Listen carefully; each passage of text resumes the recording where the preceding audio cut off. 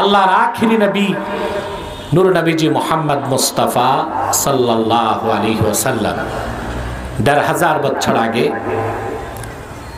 গোপনে ৩ বছর দিনের দাওয়াত দিয়েছেন। কয় বছর? প্রকাশ্যে না, গোপনে। ৩ বছরের দাওয়াতে কুরাইশদের মধ্যে সবচেয়ে বিচক্ষণ, ভাগ্য সুপ্রসন্ন, যাদের জন্য হেদায়েতের দরজা আল্লাহ খুলে রেখেছিলেন, একে একে মুসলমান হতে লাগলেন।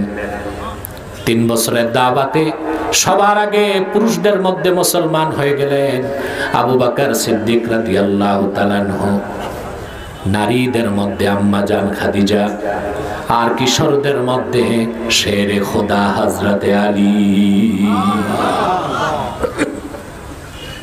কুরাইশদের কলিজার টুকরা ৪০ জন ইসলামের দাওয়াতের প্রথম ২ থেকে ৩ বছরই মুসলমান হয়ে গেছে।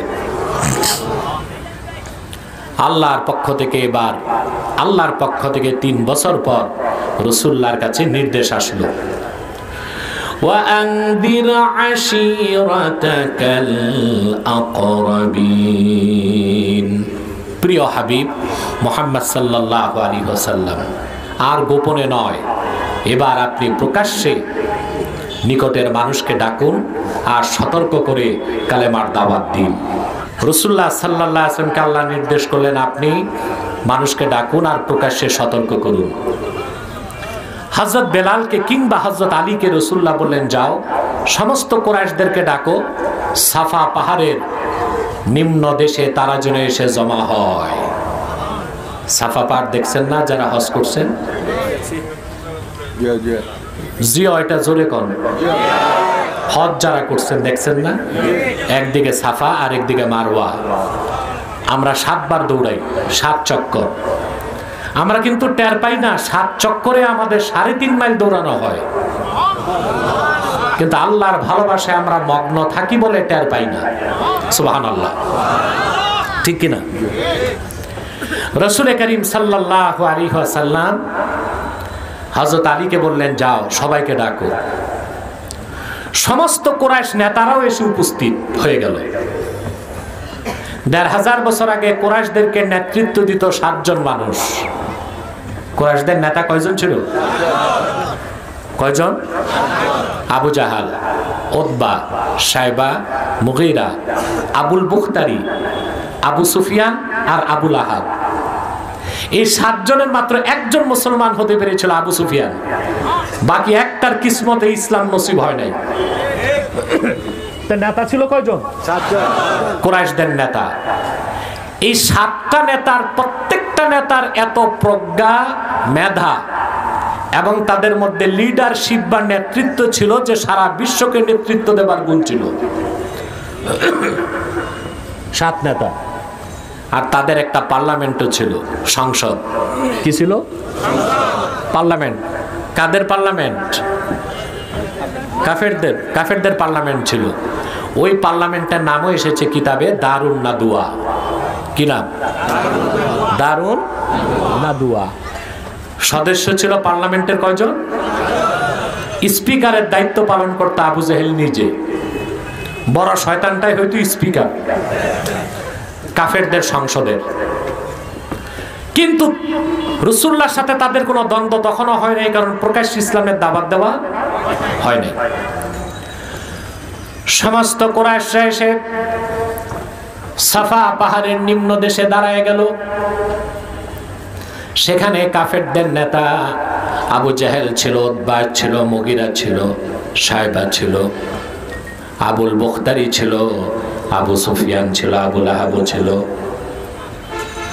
তারা এসে দেখলো সাফা পাহাড়ের চূড়ায় দাঁড়িয়ে আছেন রাহমাতুল লিল আলামিন। কাফেররা একটা স্লোগান দিল, সুবহানাল্লাহ বলবেন না? তারা মক্কার কাফেররা কি স্লোগান দিছে তাও বলে দিই। ওরা রাসূলুল্লাহর নূরের চেহারা দেখেই বলতে লাগলো, যা আমিনুনা, আমাদের মহা সত্যবাদী আমানতদার মুহাম্মদ সাল্লাল্লাহু আলাইহি সাল্লাম এসেছেন। সুবহানাল্লাহ। আল্লাহর হাবিব তাদেরকে লক্ষ্য করে বললেন, সমবেত কুরাইশরা শোনো, যদি আমি তোমাদেরকে বলি সাফা পাহাড়ের অপর পৃষ্ঠে সশস্ত্র সৈন্য বাহিনী দাঁড়িয়ে আছে, সুযোগ পেলেই তারা এপারে আসবে, তোমাদেরকে হত্যা করবে, আমার কথা বিশ্বাস করবে নাকি? সমবেত কুরাইশরা বলল, মুহাম্মদ সাল্লাল্লাহু আলাইহি ওয়াসাল্লাম সারা জিন্দেগিতে কোনোদিন আপনাকে একটা মিথ্যা কথা বলতে শুনি নাই, যা বলবেন তাই বিশ্বাস করে নিব। আল্লাহ রাসূল তখন বললেন, ইয়া আইয়ুহান নাসু কুলু লা ইলাহা ইল্লাল্লাহু তুফলিহুন। হে সমবেত জনতা, আমার সব কথাই যদি বিশ্বাস করে থাকো, তাহলে আজকে এমন এক কথা বলছি যার চেয়ে সত্য কোনো কথা নাই। বলো তোমরা লা ইলাহা ইল্লাল্লাহ তুফলিহুন, তোমরা সফল হয়ে যাবে। সুবহানাল্লাহ। সেই মুহূর্তেই দ্বন্দ্ব শুরু হয়ে গেল। কাফেরদের 7 জন নেতা চিৎকার করে উঠল। কয় নেতা ছিল? এটারে তো আর 7 স্টার বলা যায় না, বলা যায় 7 ডেভিলস, 7 শয়তান। ঠিক না? 7 নেতা 7 শয়তান। একজন বাদ যাবে, তিনি আবু সুফিয়ান, কারণ তিনি ইসলাম গ্রহণ করে মুসলমান হয়েছিলেন। ঠিক কি না? বাকি ছিল কয় শয়তান? 6 শয়তান। আবু লাহাব সহ সব নেতারা চিৎকার করে উঠল, মুহাম্মদ সাল্লাল্লাহু আলাইহি ওয়াসাল্লামের সব কথাই তো মানা যায়, এই একটা কথা মানবো না। আজআলাল আলিহাতা ইলাহা ওয়াহিদা ইন্না হাযা লাশাইউন উজাব। মুহাম্মদ সাল্লাল্লাহু আলাইহি সাল্লাম এমন এক কথাই তো বললেন যা মানলে আমাদের লাত মানাত উজ্জা 360টা খোদা একটাও আর থাকে না, সব বেহুদা হয়ে যায়। ঠিক কিনা? শুরু হলো দ্বন্দ্ব। তারা চতুর্দিক ছড়াই দিল, তোমরা কেউ মুহাম্মদ সাল্লাল্লাহু আলাইহি ওয়াসাল্লামের কথা শুনবা না, ওনার কাছে যাবা না। সিরাতের কিতাব সাক্ষ্য দেয় আমার ভাইয়েরা, কিন্তু মক্কার কুরাইশ কাফেররা যত বেশি কালেমার দাওয়াত বাধা দিতে লাগলো, আল্লাহ তাআলা দ্বীন ইসলামের দরজা তত প্রসারিত করতে লাগলেন। যারাই আমার নূর নবীজির কদমের কাছে এসে কোরআন শুনতো, তারাই কালেমা পড়ে ঈমান এনে আল্লাহর কোরআনের পতাকা তলে আশ্রয় নিয়ে নিত। কাফেররা দেখলো ইসলামকে ঠেকাতে হলে কোরআনকে আটকাতে হবে। নাউজুবিল্লাহ কইবেন না?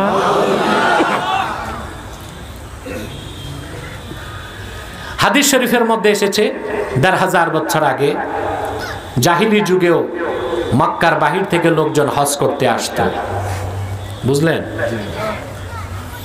একবার হজের মৌসুমে আবু জেহেল চিন্তায় পড়ে গেছে যে ইসলামের দাওয়া শুধু মক্কায় চলতেছে, মক্কার আশেপাশে। বাইরের লোক হজ করতে আসলে যদি মুহাম্মদ সাল্লাল্লাহু আলাইহি ওয়াসাল্লামের কাছে যায় আর কালেমা গ্রহণ করে, তাহলে তো ইসলাম আরবের বাইরে চলে যাবে। সে তো ছিল নেতা, বুদ্ধি তো ছিল, জ্ঞান ছিল না, বুদ্ধি ছিল। কি ছিল? বুদ্ধি থাকা কোনো ক্রেডিট নয়, কৃতিত্ব নয়। অনেক ক্ষেত্রে মানুষের চেয়ে বেশি বুদ্ধি রাখে মৌমাছি, বাবুই পাখি, ঈগল পাখি, এমনকি শকুন। ঠিক কিনা? আবু জাহেলের তো বুদ্ধি ছিল, ও তো ছিল কাফেরদের সেরা বুদ্ধিজীবী। সে ঘুরে ঘুরে বলতে লাগলো বিদেশি যারা আসছে হজ করতে, ভাই ভুলেও মুহাম্মদ সাল্লাল্লাহু আলাইহি ওয়াসাল্লামের কাছে যেও না। হাদিস সাক্ষ্য দেয় ১৫০০ বছর আগে রোম দেশের এক হাকিম, হাকিম মানে কবিরাজ না, ফিলোসফার, দার্শনিক, হায়ার এডুকেটেড। ১৫০০ বছর আগে রোম দেশের উচ্চ শিক্ষিত সেরা পণ্ডিত হজ করতে আসছে। রোম হচ্ছে শাম দেশের রাজধানী রোম, যে রোমের কথা কোরআন শরীফে এসেছে, গুলিবাতির রোম। কথা বুঝতে পারছেন? তো রোম দেশের সেই বুদ্ধিজীবী আবু জেহেলকে বলল, ভাই আমি তো জানি মুহাম্মদ সাল্লাল্লাহু আলাইহি সাল্লাম ওনার চেয়ে ভালো মানুষ না। এখন ওই বুদ্ধিজীবীর শখ আরো বেড়ে গেছে। আমার একটু রাসূলুল্লাহর কাছে নিয়ে যাও, আমি নিজের কানে একটু শুনবো কোরআন জিনিসটা কি। হাদিস সাক্ষ্য দেয় আবু জেহেলের সঙ্গে রোম দেশের সেই দার্শনিক আল্লাহর হাবিবের কদমের সামনে যখন চলে আসলো, এসে বিনয়ের সাথে বলল, মুহাম্মদ সাল্লাল্লাহু আলাইহি ওয়াসাল্লাম আপনি মানুষকে কিসের দাওয়াত দেন আমি শুনতে চাই। আল্লাহর হাবিব ছোট্ট একটি খুতবা দিলেন। খুতবার শুরুতে আল্লাহর প্রশংসা করে তিনি সূরা আহজাব থেকে রাসূলুল্লাহ কয়েকটা আয়াত তেলাওয়াত করলেন। ইয়া আইয়ুহান নাবিয়্যু ইন্না আরসালনাকা শাহিদাও ওয়া মুবাশশিরাও ওয়া নাযীরা وداعيا إلى الله بإذنه وسراجا منيرا। রোম দেশের সেই বুদ্ধিজীবী সে বলল, মুহাম্মদ সাল্লাল্লাহু আলাইহি ওয়াসাল্লাম কি অশ্রুতপূর্ব অমীয় বাণী শোনালেন, আমার কলিজা তৃপ্তি হয় নাই। আরেকবার শোনান। রাসূলুল্লাহ আবার শোনালেন। সে বলল, আবার শোনান। সালাসা মাররাত, ৩ বার রাসূলুল্লাহ তারে যখন কোরআনের আয়াত শোনায় দিলেন, সে বলল, হাতি ইয়াদাক উবাইউকা ইয়া রাসূলুল্লাহ, মুহাম্মদ সাল্লাল্লাহু আলাইহি ওয়াসাল্লাম আপনার হাতটা একটু লম্বা করে দেন, আমি আর দেরি করব না, সেই হাতে হাত রেখে এখনই কালেমা পড়ে মুসলমান হয়ে যেতে চাই। রাসূলুল্লাহ নূরের জবান থেকে কোরআন শুনে তাৎক্ষণিক লোকটি মুসলমান হয়ে গেল। কথা শুনতেছেন? আবু জেহেলের মাথায় যেন আকাশ পড়ছে। তোমারে তো আগেই বলছিলাম আইসো না, কোরআন শুনলে বাপদাদার ধর্ম ছাড়বা। তো ঠিক আছে, মুসলমান হইছো, এটা তো তোমার নিজস্ব বিষয়। তা আমি তোমার কাছে জানতে চাই যে তুমি মুহাম্মদ সাল্লাল্লাহু আলাইহি ওয়াসাল্লামের এই কয়েকটা কথায় কি পাইছো। হাদিস সাক্ষ্য দেয়, রোম দেশের সেই দার্শনিক বলল, ওয়াল্লাহি লাকাদ সামি'তু কাওলাল কাহানা ওয়া কাদ সামি'তু কাওলাশ শুআরা। আল্লাহর কসম, কাবার মালিক আল্লাহর কসম, আমি জীবনে অনেক কবির কবিতা শুনেছি, দার্শনিকদের কথা শুনেছি, জ্যোতিষের কথা শুনেছি, হাকিম কিংবা জ্ঞানীদের কথা শুনেছি। মুহাম্মদ সাল্লাল্লাহু আলাইহি ওয়াসাল্লাম যা শোনালেন, এ তো কোনো কবির কথা নয়, দার্শনিকের কথা নয়, এটা আল্লাহর বাণী। মুহাম্মদ সাল্লাল্লাহু আলাইহি ওয়াসাল্লাম যখন আমাকে কোরআন শোনাচ্ছিলেন, আমার মনে হয়েছে আমার 2 কর্ণ কুহরে কেউ যেন মূল্যবান মণি মুক্তা গুলো ঢেলে দিচ্ছে। আল্লাহু আকবার।